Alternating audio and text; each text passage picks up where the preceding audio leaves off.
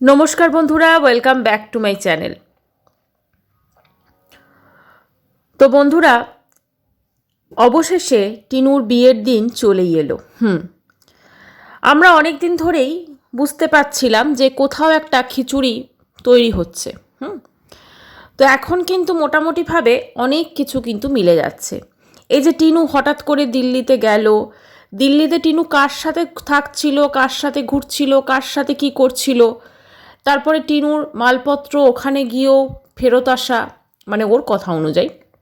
আচ্ছা, তারপরে আলটিমেটলি টিনুর হঠাৎ করে জরুরি কাজে বাড়িতে আসা, সব কিছু মিলেমিশে অনেক কিছু মিলে যাচ্ছে এবারে। তো খুব তাড়াতাড়ি টিনুর তৃতীয় বিয়ে হতে চলেছে।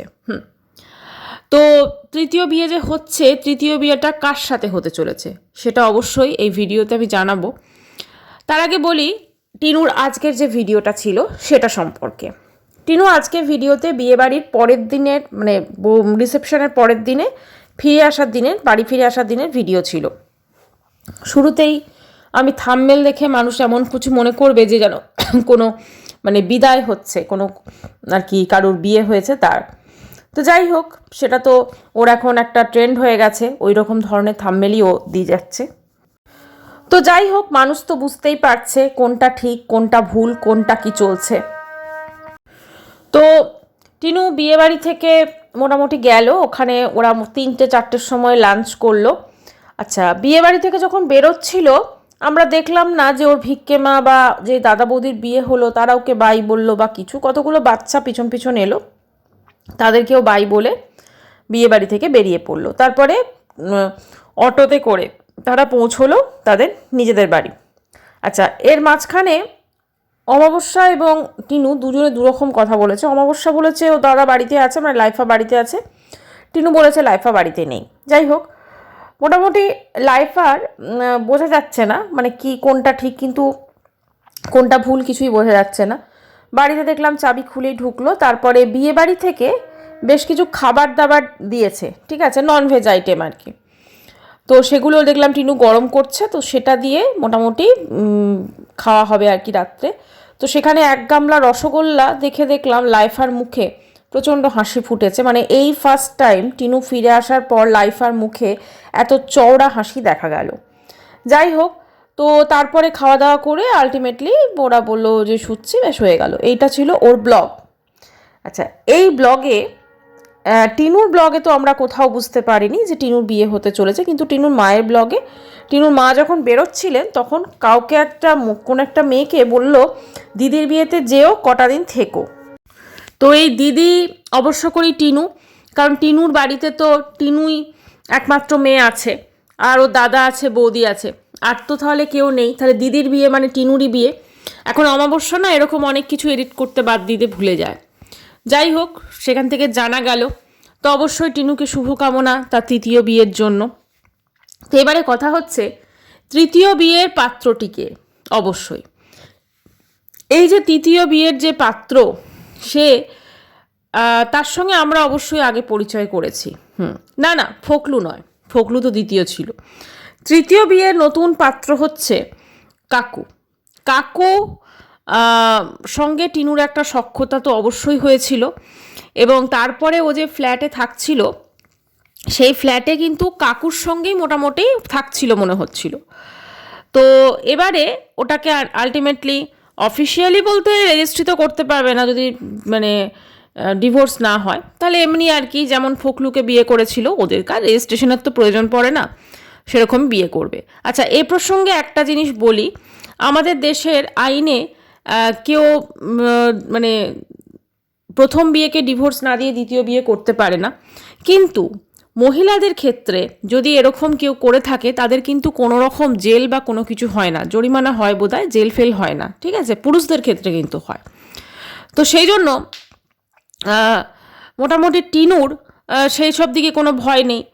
তো ওইটাও মনে হচ্ছে যেটা কাকুর সঙ্গেই আলটিমেটলি ও বিয়ে হতে চলেছে। আর একটা জিনিস, এই যে আমরা প্রত্যেকে বলছি যে ও দাদা বৌদির বাড়িতে খুব দাদা বৌদির সঙ্গে পিড়িত, এই ওই সেই, দাদা বৌদি কিন্তু এই কাকুরই মনে হচ্ছে কোনো রিলেটিভ, ঠিক আছে। আর যখন এই দাদা বৌদি বাড়িতে অনেক দিন আগে টিনু একটা পার্কে বসেছিল, টিনুর মাথায় যেদিন প্রথম পাকা চুল আবিষ্কার হয়েছিল তখনও বৌদিকে বলেছিল, নয়ডার বৌদিকে, মুঝসে শাদি কন করেগা। তো নয়ডার বৌদি বলেছে, জিসকো করনা হোগা কর লেগা। তো মানে ওখানে কিন্তু কোথাও না কোথাও টিনুর একটা বিয়ের ব্যাপার স্যাপার চলছিল। তো সব কিছু মিলেমিশে টিনুর নতুন জীবন, মানে তৃতীয় নতুন জীবন শুরু হতে চলেছে। তাহলে এখন ব্যাপারটা হচ্ছে, এদিকে এত কিছু খুশির মুহূর্তেও টিনু কেন মন মরা, টিনু কেন বিয়ে বাড়িতে সাজছে না, টিনু কেন এগুলোই করছে না, সবটাই আমার মনে হচ্ছে শো অফ। ঠিক আছে, তার কারণটা হচ্ছে কোথাও না কোথাও এরা কোনো কিছুই হয়তো আমাদের জানতে দেবে না। মুখ ফসকে বেরিয়ে গেছে সেটা আলাদা ব্যাপার, কিন্তু আর কিন্তু কোনো কিছু জানতে দেবে না যে বিয়ে কবে হচ্ছে না হচ্ছে। বিয়ে টিয়ে হয়তো সব হয়ে যাবে, আবার যেমন ফকলুকেও তো বিয়ে করেছিল, আমরা কেউ জানতে পেরেছিলাম? ঠিক সেরকমই এই বিয়েটাও আমরা জানতে পারতাম না যদি না অমাবস্যার মুখ ফসকে সেটা বেরিয়ে যেত। এই দিল্লি থেকে বাড়ি এসছে বিয়ে করার জন্যই, বিয়ে করে আবার হয়তো মানে দিল্লি যেতেও পারে আবার নাও পারে। ঠিক আছে, এখন ব্যাপারটা হচ্ছে একটা মেয়ের এত বড় সাহস কি করে হচ্ছে যে প্রথম স্বামীর থেকে ডিভোর্স হচ্ছে না তারপরও বিয়ে করছে। আসলে এদের কি বলুন তো, ক্যারেক্টারগুলো না, সত্যি কথা বলতে কি, একজন ঝিনুক দিকে আপনারা প্রত্যেকে চেনেন, একজন ব্লগার, অনেকেই চেনেন। সে একটা কথা বলেছে, খুব কথাটা ভীষণ দামি, মানে শুনতে খারাপ লাগলেও না কথাটা ভীষণ দামি। সেটা হচ্ছে টিনুর এবং ওর মায়ের আমি যে এখন দেখছি মানে রকম সকম, সেটা ওই ঝিনুকদির বাড়িতে ঝিনুকদি যেরকম বলেছে যে কাজের লোক একজন আছে তার নাম নিয়েছেন। অ্যাকচুয়ালি ওই মানে বলা উচিত না, যখন তারাও না এখন যারা বাড়িতে ধরুন হেল্পিং হ্যান্ড আসেন না, তারাও কিন্তু অনেক ভদ্র হয়, অনেক বেটার হয়, মানে তার থেকেও যদি নিকৃষ্টতম কিছু থাকে তাহলে সেটা টিনু। এখন ব্যাপারটা হয়ে যাচ্ছে ওদের কাছে এইগুলো হচ্ছে জল ভাত। ঠিক আছে, বিয়ে ডিভোর্স এগুলো হচ্ছে জল ভাত। দেখছেন না টিনুর বাবার সঙ্গে মায়ের কি সম্পর্ক এখন, মানে টিনুর বাবা তো তাদের লাইফ থেকে চলেই গেছে, তাই না? সেইটা নিয়ে কিন্তু কোনো রকম ফারাক পড়ছে না। টিনুর মা কিন্তু দিব্য বিয়ে বাড়ি এনজয় করছেন, সব কিছু করছেন, আমরা তাকে নর্মালি দেখতে পাচ্ছি। কাজে এইগুলো ওদের কাছে কোনো ম্যাটার করে না। ম্যাটার করে না বলেই ফকলুর সঙ্গে বিয়েটা কিন্তু অত সহজে হয়ে গেছিল। অন্য ফ্যামিলি হলে না মেয়ের ডিভোর্স না করিয়ে সে দ্বিতীয় বিয়ে দিত না, কিন্তু এরা কি করেছে, ডিভোর্স হয়নি তারপরও দ্বিতীয় বিয়ে। কত বড় সাহস বুঝতে পাচ্ছেন?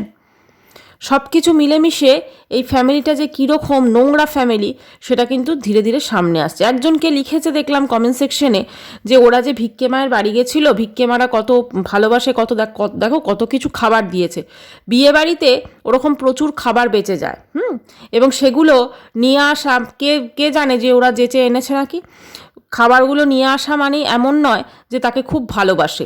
যদি এতই ভালোবাসা এতই পীড়িত থাকবে তাহলে যখন ওরা আসছিল ওখান থেকে তখন কেন কেউ বাই করলো না? আমরা তো অ্যাটলিস্ট কাউকে দেখতে পেলাম না। ওই বাড়ির লোকজন, ভিক্ষে মা, ভিক্ষে বাবা, বা ওদিকে দাদা বৌদি যাদের বিয়ে হলো, আমরা তো সেই দাদাকে তো টিনুর সঙ্গে একবারও কথা বলতেই দেখলাম না, মানে যেরকম নর্মাল হয়ে থাকে।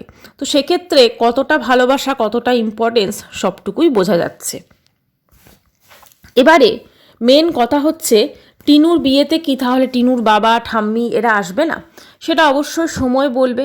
আর আমরা তো যেহেতু টিনুর বিয়েটা কবে হচ্ছে না হচ্ছে কিছুই বুঝতে পারবো না, কারণ এটাও আমাদের কাছে একটা মানে সারপ্রাইজ দেবে হয়তো টিনু পরে, যদি ডিভোর্স হয়। তো সব কিছু মিলেমিশে এর কাছ থেকে ওই বিয়ে ডিভোর্স নোংরামি পরকিয়া এইসব ছাড়া আর কিছু শেখার নেই। যে কটা মানুষজন এর ব্লগ দেখছেন তারা ওই দেখতে যান যে কতটা নোংরামি করছে একটা এরকম পরকিয়া করা মেয়ে, স্বামী সন্তান ছুঁড়ে ফেলা মেয়ে কিভাবে জীবন কাটাচ্ছে, এইটাই বেশিরভাগ মানুষ দেখতে যায়। কারণ সত্যি কথা বলতে কি, এইগুলো হচ্ছে একটা মানসিক অসুস্থতার লক্ষণ। হ্যাঁ, লাইফে বিয়েটাই সব কিছু হতে পারে না, বা কোনো রিলেশনশিপটাই সব কিছু নয়। জীবনে নিজের মূল্যবোধ, নিজের একটু রেসপন্সিবিলিটি, নিজের স্যাক্রিফাইস এগুলোরও যথেষ্ট মূল্য আছে, সেটা টিনু জানেই না। ও তো এতটাই সেলফিশ, এবং ওর কাছে নিজের সন্তানটুকুও ফেলে আসতে ওর বিন্দুমাত্র হাত কাঁপেনি। কোনোদিন আমরা দেখিও নি যে সন্তানের জন্য এতটা কষ্ট পাচ্ছে যে তাকে দেখা করার চেষ্টা করেছে, কিছুই করেনি। কাজে সব কিছু মিলেমিশে এই মেয়ে যে কী মেয়ে সেটা এতদিনে গোটা ওয়াইটি যারা যারা ওকে চেনে সবাই চিনে গেছে। ফোকলু তো অবশ্যই দোষী, ফোকলু যেটা করেছে, কিন্তু ফোকলুর জায়গায় আজকে অন্য কেউ হলেও এই মেয়েকে, যেহেতু এই মেয়ে একটু অন্য টাইপের ক্যারেক্টারের দিক থেকে, তাকে ওই ঘর থেকে বের করা ভীষণ ইজি হয়ে গেছে। আর যদি ওর যার সাথে বিয়ে হচ্ছে, ওর যদি বিয়ে হচ্ছে তো যার সাথে হচ্ছে সে যদি দিল্লিতে থাকে, তাহলে অমাবস্যা একটা পার্মানেন্ট মানে ওর আস্তানা করতে চাইছে। এই যে বলছে না ওয়েস্ট বেঙ্গলে আমি থাকতে পারতাম না, এই হতো এইসব, এখন দেখুন ওয়েস্ট বেঙ্গলে এসে দিব্য রয়েছে, আমরা কিন্তু কোনো কিছুই দেখতে পাচ্ছি না। এই মেয়ের সব কিছুই মিথ্যে কথা বলা। 10-15 মিনিটের একটা ব্লগ দেয় এবং এই ব্লগ দিচ্ছে, ব্যাস ওই ব্লগটাতে ও যতটুকু দেখাচ্ছে ততটুকু, এর বাইরে ওর প্রচুর জীবন আছে এবং সেই জীবনটা যে কীরকম রঙিন জীবন সেটা এখন কিন্তু বোঝা যাচ্ছে। আর একটা জিনিস তো খুব অদ্ভুতই লাগছে, যেটা ও যখন ফ্ল্যাটে ছিল তখন রেগুলার ব্লগ দিত না, কিন্তু বিয়ে বাড়িতে দেখুন একদম টাইম টু টাইম প্রত্যেকটা রিচুয়ালস, প্রত্যেকটা ব্লগিং ও কিন্তু করেছে। তাহলে ফ্ল্যাটে ও কেন টাইম পেতো না? ওখানে তো একা, এমন কিছু রান্নাও করতো না আমরা দেখতাম। তাহলে ফ্ল্যাটে নিশ্চয়ই কারোর সাথে বিজি থাকতো, বা ওর কোনো ওখানে হয়তো রেসপন্সিবিলিটি ছিল যেগুলোকে করতে হতো। এটা তো আজকে কেউ যদি বলে যে ওই ফ্ল্যাটে ও একা থাকতো, এটা হতেই পারে না, বা ও একা দিল্লি ঘুরে বেরিয়েছে, এটা হতেই পারে না। ডেফিনেটলি ওর সাথে কেউ ছিল এবং সেটা ওই কাকুই ছিল। পরবর্তীকালে এই কাকুটি আসলে কে, সেটা তো অবশ্যই তার চেহারাটা আমরা দেখতেই পাবো। এবং যদি ফোনদীপের সঙ্গে ডিভোর্স হয় বাচ্চার বাবার সাথে, তাহলে হয়তো টিনু তাকে সামনে আনবে, আর যদি ডিভোর্স না হয় তাহলে সামনে আনবে না, এটাই হচ্ছে ব্যাপার। যেরকম ফোকলুকে বিয়ে করে একদম লুকিয়ে ধনাতে সংসার করছিল, সেরকমই এটাও সংসার করবে। ঠিক আছে, আর আমাদেরকে বলবে আমি তো ফ্ল্যাটে একা আছি, আমি তো ঘুরতে যাচ্ছি, বেড়াতে যাচ্ছি, অন্য জায়গায় হয়তো কোনো ঘর ভাড়া নেবে, বা হয়তো ওয়েস্ট বেঙ্গলেই থাকবে কোথাও, এটাও হতে পারে। মানে টিনুর জীবনটা সত্যি কথা বলতে কি ছিল আর কি হয়ে গেছে।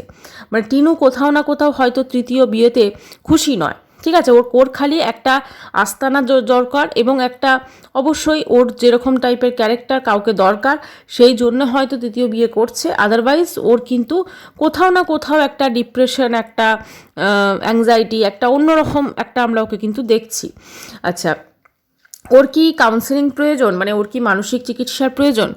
অবশ্যই ওর মানসিক চিকিৎসার প্রয়োজন, কারণ সবথেকে প্রথমে যখন ও বাচ্চা ছুঁড়ে ফেলে দিয়ে চলে এলো, তখনই কিন্তু সেটা করানো, মানে এতটা স্বার্থপরতা কি করে আসে? একটা মা তার সন্তানকে ছুঁড়ে ফেলে দিয়ে চলে আসছে, এটা কিন্তু এক প্রকার মানসিক রোগ। যদিও এখন এই যে ঘটনাটাগুলো আমরা দেখছি, আমরা অবশ্যই, আপনারাও হয়তো দেখেছেন, একটি সমকামী সম্পর্কের জন্য একজন মা তার সন্তানকে ছেড়ে বিহারে চলে যাচ্ছে।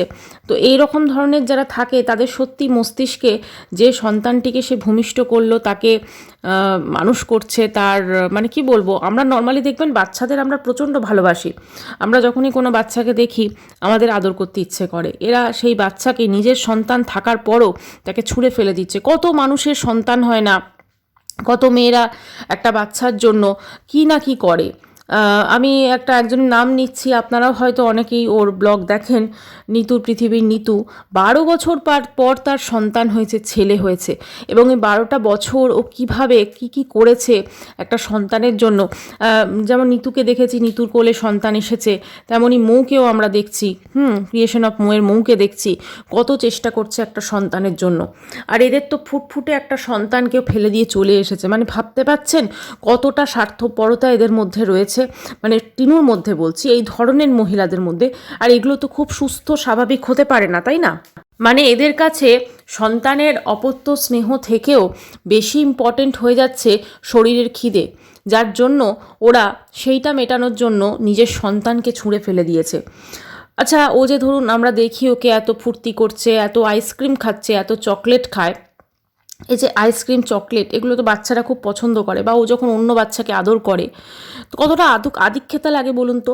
ওর নিজের সন্তান তা তো সব থেকে আগে ডিজার্ভ করে ওর ভালোবাসা পাওয়ার জন্য, ওর আদর পাওয়ার জন্য।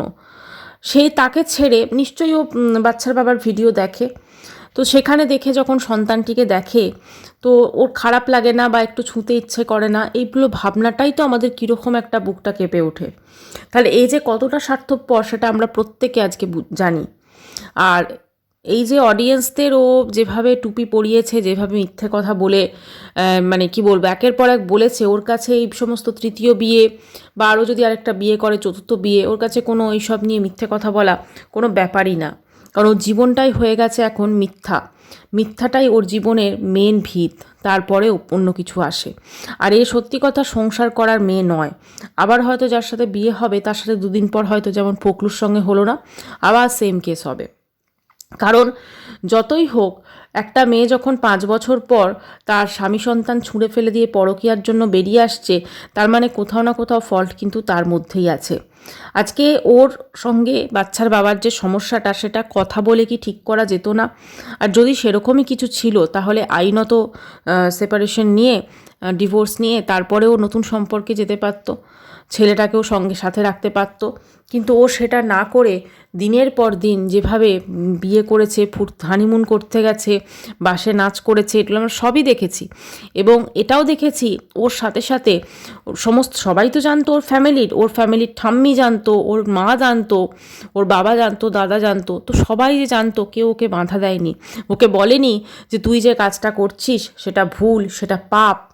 মানে ভুল তো অনেক কম শব্দ, এটা পাপ, তুই এটা করিস না, এর ফল তোকে ভোগ করতে হবে। এই ফলটা কিন্তু আজ টিনু ভোগ করছে। আজকে টিনু যেটা ভোগ করছে সেটাকে বলে কর্মফল। আবার যে ও নতুন কাউকে বিয়ে করছে, সেই বিয়েটা যদি করেও তাহলেও কেউ সুখী হতে পারবে? কারণ এখানে কিন্তু যা জানি কত চোখের জল আছে ওর সন্তানের। বাচ্চাটিকে ছেড়ে চলে আসার পর বাচ্চাটিও তো তার মাকে খুঁজেছে, তাই না? মাকে জড়িয়ে ধরে শুতে হতে পারে, বা হতে পারে যে মায়ের বুকে দুধ খেত। তো সব কিছু মিলেমিশে বাচ্চাটার যে একটা মানে কি বলবো, অবলা একটা বাচ্চা, তো তার কতটা কষ্ট হয়েছে সেটা সত্যি ভেবে খুব খারাপ লাগে। এ হচ্ছে মা। কাজেই এর লাইফে যেই আসুক না কেন, ও কোনোদিনও তার সাথে ভালো থাকতে পারবে না। কারণ এর মধ্যে কোনো অ্যাডজাস্টমেন্ট ওইটা জিনিসটাই নেই, কোনো স্যাক্রিফাইস এ করতে পারে না। এ শুধুমাত্র নিজের স্বার্থটি বোঝে, নিজের স্বার্থ ছাড়া আর কিচ্ছু নয়।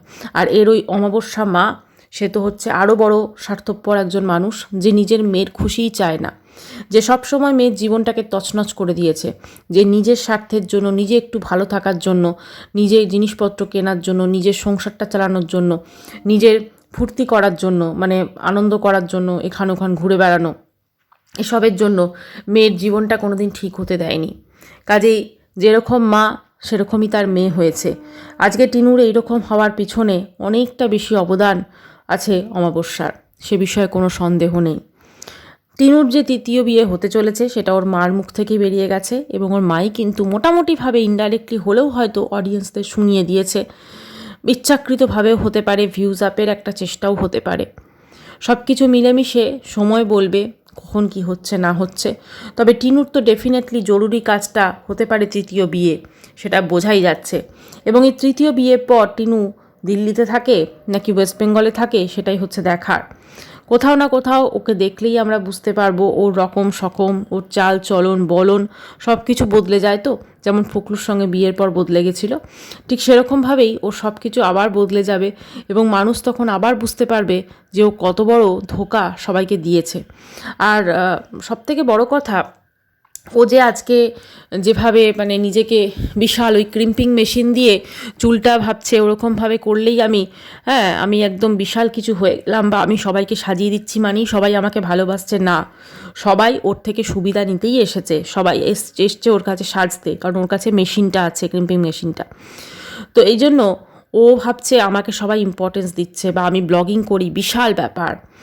কিন্তু ও আজকে কত বড় ইউটিউবার, আজকে যদি ওর কেচ্ছাটা না থাকতো, পরকীয়ার গন্ধটা না থাকতো, তাহলে কখনো ও সেরকমভাবে মানে আজকে হতে পারতো না, বা এই জায়গায় পৌঁছতে পারতো না।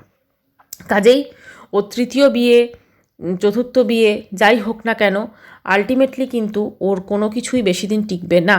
ঠিক আছে, যেমন ফোকলুর সাথে টেকেনি, কারণ ওর মাথায় কিন্তু সেরকমভাবে কোনো সম্পর্ক টেকানোর যে একটা ব্যালেন্স করে চলার যে একটা চেষ্টা, সেটা কিন্তু ওর নেই। আর অমাবস্যার মুখ থেকেই বেরিয়েছে যে দিদির বিয়েতে আসবা, থাকবা, তার মানে হচ্ছে ডেফিনেটলি ওখানে দিদি তো একজনই আছে, টিনু। ঠিক আছে, তো তার বিয়েতে সবাই এনজয় করা, সবাই করা, সেটাই বলছে। মানে অমাবস্যাও মেয়ের মানে বিনা ডিভোর্সে মেয়ের দুটো বিয়ে তাহলে দিচ্ছে, তাই না? প্রথম একটা বিয়ে তো হয়ে গেছে ফোকলুর সাথে, আর একটা বিয়ে হতে চলেছে অবশ্যই কাকু নামক সেই ব্যক্তিটির সাথে। এবার সে কে, সে তার সঙ্গে কী সম্পর্ক টিনুর, কবে থেকে সম্পর্ক, সেটা তো অবশ্যই সময় বলবে। এবং টিনুর মানে দেখে টিনুকে যেটা মনে হচ্ছে যে টিনুর সত্যি কথা মা এখন যা বলবে ওকে সেটাই করতে হবে, এবং অমাবস্যা ওর জীবনটা কিন্তু আবার নরক করে দেবে। যেভাবে মেয়ের পিছু পিছু ঘুরছে, মেয়েকে এক ফোঁটা মানে কোনো কিছু, যে মেয়ে একটা আমার তার একটা টাকা পয়সা রোজগার করছে, তার একটা সেভিংস আছে, তার ভবিষ্যৎ আছে, কোনো কিছু ভাবা না, তিনি ভাবছেন শুধু তার নিজের স্বার্থ। তো বন্ধুরা, অবশ্যই সময় অনেক কিছু জবাব দেবে। ভিডিওটি শেষ করলাম। চ্যানেলটি ভালো লাগলে অবশ্য করে সাবস্ক্রাইব করানো রইল। বাই, সবাই খুব ভালো থাকবে।